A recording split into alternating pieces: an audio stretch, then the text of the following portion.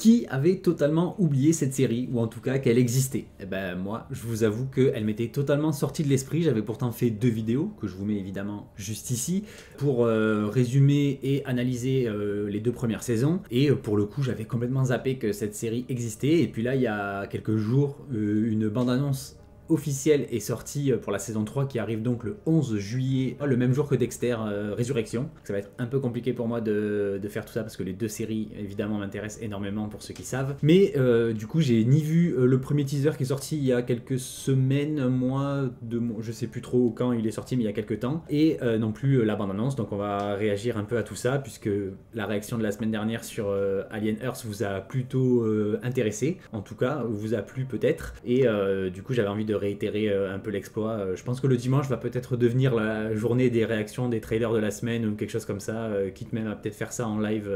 Ça fait un moment que ça me travaille de commencer à faire les lives sur la chaîne YouTube directement, donc dites-moi si ça peut vous intéresser en commentaire. Peut-être on fera pas ça le matin pour ceux qui se lèvent pas très tôt comme moi, mais pourquoi pas faire ça dans la journée le dimanche, on verra. Évidemment, je voulais aussi encore une fois vous remercier puisque j'avais lancé le défi, j'y croyais moi-même pas trop d'atteindre le cap des 5000, non pas à la fin du mois mais pour mon anniversaire qui arrive donc mercredi le 18, et au final on l'a déjà explosé, enfin vous l'avez déjà explosé depuis vendredi soir, samedi matin, je sais plus trop, donc merci 1000 fois. Évidemment, abonnez-vous quand même puisque c'est l'occasion de gagner du temps sur le prochain objectif. Je pense qu'on va se tabler sur quoi? Sur les 10K évidemment. On peut se dire la fin d'année, même si encore une fois j'y crois pas, mais vous avez qu'une chose à faire, c'est me prouver que j'ai tort. Donc pourquoi pas les 10K d'ici la fin de l'année. Et un petit like évidemment, surtout un commentaire pour me dire ce que vous pensez de cette série et si la saison 3 vous intéresse toujours autant. Je sais qu'il y a eu beaucoup de déçus notamment par rapport à la saison 2, surtout pour les lecteurs du livre, mais je dirais que c'est quand même un gros avantage à l'heure actuelle, dans mon cas en tout cas, c'est que la série prend tellement de liberté et s'éloigne tellement du matériel source que on va pouvoir vraiment enfin commencer à s'amuser à faire, je pense, des théories, tout ça, puisque il y a quand même énormément de choses qui diffèrent du récit original, donc d'Asimov. Donc voilà, je pense qu'on va pouvoir s'amuser au moment de la sortie de la série pour faire les reviews avec quelques petites théories, s'il y a des choses intéressantes à décortiquer, à analyser pour l'avenir. Donc voilà, donc sur ce, je pense qu'on est bon, on va pouvoir se lancer. Alors oui, juste petit avertissement, le teaser, je l'ai trouvé qu'en VO, en anglais. Il est assez rapide, je l'ai pas vu non plus, donc on va le regarder vite fait là. Et après, je passe à la bande-annonce qui, elle, est en VF. Donc pas d'inquiétude.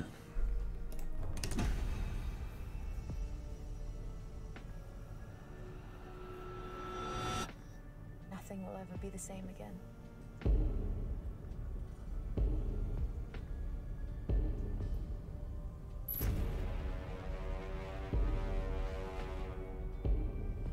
War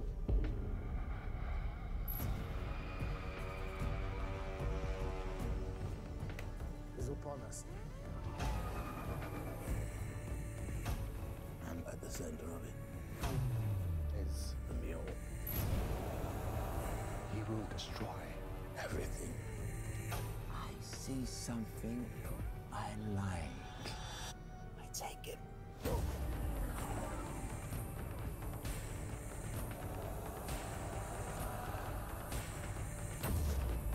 Just the void, gentlemen. It's worse than we know. If we fail, humanity will be lost forever. We act or we lose.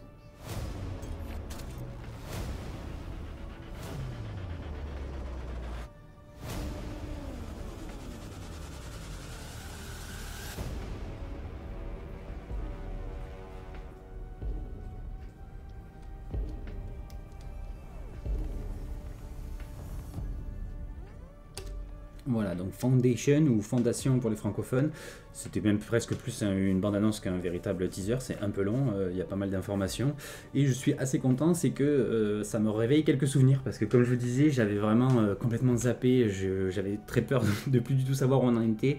Il me semble me rappeler à peu près de la chronologie, mais bon, ça on en reparle juste après. On va passer du coup directement à la bande-annonce. Il y a plusieurs siècles, nous avons prévu la chute de la galaxie. La Fondation fut créée pour sauver l'humanité.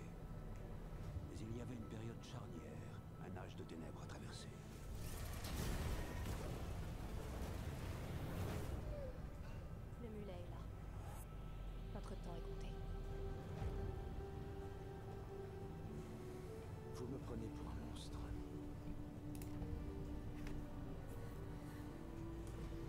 J'ai des talents particuliers. Je peux m'insinuer dans l'esprit de n'importe qui. Convertir mes ennemis en alliés. Et la haine en amour. J'avais jamais ressenti autant d'amour. Rien d'exagéré. Juste un léger souffle. Les ténèbres approchent. Elles n'envelopperont peut-être que nous, peut-être toute la galaxie. Tu dois affronter le mulet. Et c'est à moi de m'assurer que tu seras prête. Le mulet possède des aptitudes qui surpassent les miennes de très loin. Son avenir était annoncé. Il voulait que tu aies une meilleure vie que lui. Nous avons besoin de l'Empire et de la Fondation pour vaincre le mulet. Soit on agit ensemble, soit on perd tout. Tout va s'écrouler. Elle est la seule à pouvoir faire quelque chose. Dites-moi, cela faisait-il aussi partie de votre plan? C'est là que tout va converger.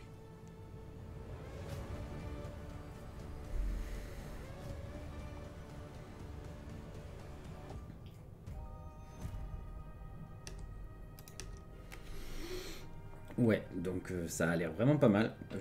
C'est vrai que j'avais oublié, mais peut-être pas pour les bonnes raisons. Et c'est vrai que ça a l'air d'être une saison qui annonce du plutôt très intéressant, du plutôt lourd. C'est beau. Bon, après ça, les premières saisons étaient quand même assez propres aussi. Et donc, si je me rappelle bien, vous me corrigez au cas où dans les commentaires, mais en gros, la saison précédente se terminait avec la matrice, tout ça, là, qui permettait de fabriquer les clones de Cléon, personnage que j'adore d'ailleurs, acteur formidable dans toutes ces versions du rôle et tout, génial, qui avait été du coup plus ou moins détruit, altéré, je sais pas quoi, pour qu'il y ait plus de clones ou plus autant qu'avant. Le petit jeune, justement, celui de l'Aube, il était parti avec sa nouvelle meuf pour s'exiler, pour se cacher, tout ça. Moi, j'avais, je crois, mis une théorie du genre qu'il y avait moyen que le mulet, ce soit un de ses descendants, un truc comme ça, par rapport au patrimoine génétique, un peu qui était du coup altéré entre clones et sa femme et tout ça, machin. Le mulet, évidemment, qui va apparemment là avoir enfin une importance capitale dans cette saison. On est donc, je crois, 150 ans, il me semble que c'était ça qu'ils avaient dit, qu'ils partaient 150 ans dans le futur, Seldon et Gaal, qui s'était cryogénisé, puisque Salvor, personnage quand même très intéressant, du coup, n'était plus au casting, normalement, en tout cas, pour cette saison. On avait eu aussi la destruction de Terminus. Et comme quoi ça me revient, je suis espanté. Donc on avait donc la population de Terminus qui s'était fait passer pour mort, mais en fait elle était cachée à l'intérieur de l'arche machin. Il me semble bien que c'est ça. Ils avaient été cachés à l'intérieur là où justement une version de Seldon était aussi cachée, tout ça. Et du coup là on voit qu'ils ont refondé Terminus bis ou quelque chose comme ça, donc ça c'est cool parce que c'est quand même le noyau du plan Seldon et tout ça, donc c'est quand même vachement intéressant. On a aussi là on revoit vite fait ce qu'on avait vu dans la saison précédente avec Gaal justement qui s'était entraîné à maîtriser ses pouvoirs de, je sais plus comment ils appellent ça par contre, leur espèce de communauté là de gens avec des pouvoirs, tout ça. Puisqu'il y avait la vieille là qui voulait lui voler son corps, un truc comme ça, donc ok. Du coup, évidemment, c'était aussi pour introduire déjà les pouvoirs de Gaal dans la série, et surtout ceux qui vont arriver plus tard, donc enfin, qui vont arriver là du mulet. Casting aussi très sympa, on a Euron Greyjoy qui fait son comeback, donc je valide aussi. Il me semble d'ailleurs qu'on ne voyait pas forcément son visage, enfin en tout cas on l'avait pas reconnu dans la saison précédente. Donc bon, après ça c'est normal, ça arrive, c'est des aléas de casting on va dire. Et évidemment toute l'intrigue autour de lui va être déjà centrale par rapport au fait que c'est son influence qui va beaucoup orienter le destin de la galaxie, avec Gaal de l'autre côté, même faisant presque concurrence au plan Seldon et tout. Donc ça, j'avoue que c'est un truc qui a l'air plutôt intéressant à voir, et je pense que c'est sur ça qu'on aura pas mal de théories, tout ça à faire, même si encore une fois, tout ce qui touche à Cléon, en tout cas ce Cléon-là a l'air lui aussi très central. On a vu vite fait un Cléon jeune, donc est-ce qu'il y a quand même toujours un moyen de refaire des clones et tout? C'est pas très frais, je pense qu'il faudra que je me refasse vite fait au moins la fin de la saison 2 avant le début. Et surtout, évidemment, on avait eu quand même un twist assez impressionnant à la fin de la deuxième saison, entre guillemets encore une fois. C'était tout ce qui touchait à Demerzel, avec donc le vrai Cléon, le Cléon original qui lui avait donné son plan secret, entre guillemets. Et elle était là en grande manipulatrice et non pas en tant que mère, protectrice et tout ça des autres Cléons, pour juste continuer à faire régner d'autres Cléons, mais de la même manière, enfin dans la volonté en tout cas de l'original et tout ça. Donc ça c'est pareil, c'est un truc que je trouve plutôt une thématique en tout cas très intéressante avec tout ce qui peut être héritage, transmission du destin et tout ça, de par déjà la génétique et tout ça. Et puis surtout, ça a l'air d'être une saison qui va envoyer du pâté en termes de grosses bagarres, de gros piou-piou et d'effets spéciaux, quoi. Donc ouais, le mulet dans sa version un peu plus jeune peut-être que ce qu'avait observé Gaal dans sa vision précédente, puisque on était dans un monde qui était quand même vachement démoli. Beaucoup de nouveaux personnages, donc comme je disais quand même des made paintings, tout ça qui sont plutôt très jolis. Même en termes d'ambiance, on reste dans une espèce de côté un peu futuriste, légèrement steampunk, mais en même temps fantastique et tout. C'est ce que j'aimais beaucoup justement dans les premières saisons de la série et tout ça. Et je pense que ce sera toujours le cas là. C'est cette espèce de mix entre fantasy et science-fiction moderne que j'apprécie vraiment beaucoup. Après j'ai vu 2-3 plans qui n'avaient pas l'air non plus magnifiques en termes d'effets spéciaux, donc ça c'est cool. Ça du coup ça a l'air d'être la nouvelle planète, le nouveau Terminus, puisqu'on a vu qu'elle était au milieu d'un champ, l'arche et tout ça. Donc ils se sont probablement développés aussi technologiquement pour tout ce qui est récolte, ressources, tout ça, pour faire vivre leur population qui a dû augmenter aussi énormément depuis la saison 2. Donc là, mon chouchou, de Merzel, toujours, je pense qu'elle sera toujours aussi parfaite. Sur ça, il n'y a pas à s'inquiéter. Gaal, personnage qui peut être parfois très intéressant, parfois un peu... voilà. Je crois que vous avez été plusieurs aussi à me dire en commentaire que c'était pas forcément votre personnage préféré. Et je crois que ouais, c'est cette scène-là où les effets spéciaux ont pas l'air foufou. Mais en vrai, ça passe. Hein. En tout cas, en pause comme ça... La 3D fonctionne plutôt pas mal, donc effectivement là on est vraiment dans la guerre. De toute façon c'est ce qui avait été annoncé, ils avaient dit qu'il y avait en gros une espèce de page noire dans l'histoire de l'univers qui allait devoir être traversée, et que c'est ça qui influencerait si oui ou non le plan Seldon, tout ça allait réussir, si l'Empire allait être détruit ou pas. Donc sur ça j'avoue que je suis très très intéressé d'en savoir plus. Même si, encore une fois, on n'était pas sur une série parfaite, il y avait quelques petits... même la saison 2, je l'avais trouvé presque trop complexe, si vraiment on n'est pas à fond dans ce qui est récit SF, machin et tout, mystico, technologico, capillotracté. Mais moi, ça m'avait bien plu. Je pense qu'il y a certaines personnes qui ont pu être un peu dégoûtées, donc à voir. Dites-moi évidemment ce que vous en pensez. Il a vraiment trop la classe, je trouve, en mulet, ça lui va trop bien. On a pas mal de nouveaux personnages. Et là, il y a l'air d'avoir un lien, malgré tout... Enfin, moi je sais pas, je reste sur l'idée que le mulet c'est pas juste un random qui est sorti de nulle part. Je me dis que ça pourrait être pas mal de lui donner une filiation, quelque chose comme ça, pour montrer aussi que ce qui s'est passé précédemment a une influence encore aujourd'hui par la création du mulet, et pas juste boum il est apparu et c'est comme ça et c'est un peu le destin machin. Ça reste du destin s'il y a une histoire de filiation, mais je pense que ça pourrait être pas mal d'avoir vraiment un cause-conséquence par rapport à ce qui a pu se passer dans le passé. Donc j'avoue que... Donc là on a l'Empire, j'imagine, qui revient à nouveau faire des siennes, ou alors peut-être les alliances qui commencent à se former. On n'a pas revu non plus les frères, les trucs comme ça là où ils s'appellent tous frères alors qu'il y a des femmes et tout, là je sais plus comment ils s'appelaient, qui était une intrigue. Bon après ils ont fait leur taf entre guillemets, puisque le but c'était de ramener l'autre avec son nom accouché dehors, je sais plus qui, espèce de bandit, tout ça, qui avait eu son nom qui était apparu sur le monolithe. Et sa présence, en fait, a certes a joué en gros à tout ce qui a touché avec la destruction de Terminus. À voir ce qu'ils vont en faire de ça. Ça se trouve, la secte a disparu aussi, ou au contraire, elle prendra de l'ampleur, je ne sais pas encore. Et avec son armure, là, il est stylé, on dirait un Sentai ou un Power Rangers, mais ça a l'air de bien lui aller. J'espère que Seldon sera toujours aussi présent, même s'il est de plus en plus détestable, mais c'est en même temps le but aussi de son personnage. Là, j'ai bien aimé aussi ce qu'il disait par rapport au côté altérer pas seulement la volonté, mais altérer aussi les émotions, et elle qui dit direct après j'ai jamais ressenti autant d'amour et tout. Donc c'est vraiment pervers en fait, il va tuer des gens, il va les torturer, il va les faire mourir de terreur, de je ne sais quoi. Et eux, ils auront l'impression d'avoir vécu leur plus belle journée de leur vie, faite d'amour, de bonheur, de plaisir et tout. Et je pense que ça va être très très sympa aussi à voir et à décortiquer ces méthodes, en tout cas, du mulet. Parce que elle est au courant que c'est vraiment un ennemi. Après, il n'a pas l'air de se positionner en tant que faux gentil ou quoi que ce soit. Mais est-ce qu'il va pas y avoir un peu cette ambiguïté comme on a vu souvent quand même dans la série, ou avec les histoires de sectes, de différents groupes et tout, de différentes croyances, de différentes allégeances même.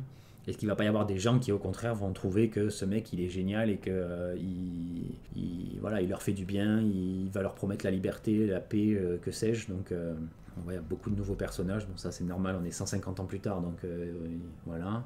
Voilà, on a encore des gens, je me souviens plus, dites-moi en commentaire comment ils appellent ça, les gens là qui ont des capacités psychiques, presque des pouvoirs magiques, d'où le côté vraiment fantasy de la série.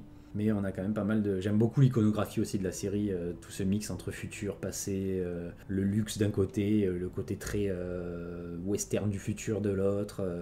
Gal, elle est, voilà, après on n'aime pas... Donc elle a une nouvelle histoire d'amour, pourquoi pas. La guéguerre, voilà, lui, du coup, il est sur le trône, en tout cas, enfin il est, puisqu'il a son collier là, qui fait office de couronne plus ou moins dans cet univers. Donc Demerzel aurait quand même trouvé le moyen de recréer une nouvelle génération mais il me semblait vraiment que ça avait été détruit, qu'il n'y avait plus la matrice originale, ou enfin en tout cas l'original il avait été tué je crois, détruit même, et que du coup elle était plus censée pouvoir faire des nouveaux clones, donc je sais plus.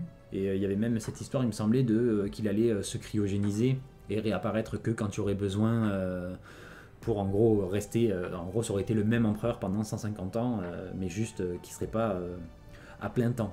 Donc je sais pas trop, est-ce que c'est un enfant biologique, est-ce que... voilà, donc on va avoir des histoires de rébellion, machin, tout ça. Donc là c'est bizarre parce qu'il a l'air d'être toujours là, alors qu'il me semblait, il faut vraiment que je le regarde, mais il me semblait qu'il était mort l'original. Non, il s'est réveillé.